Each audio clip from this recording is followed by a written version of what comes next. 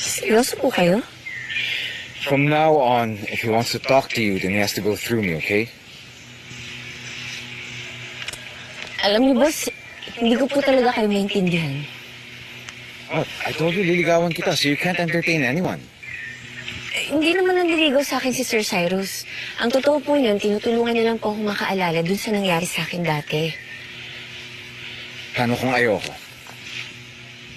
Boss, with all due respect, may personal din naman po akong buhay. Hindi lang naman po puro trabaho.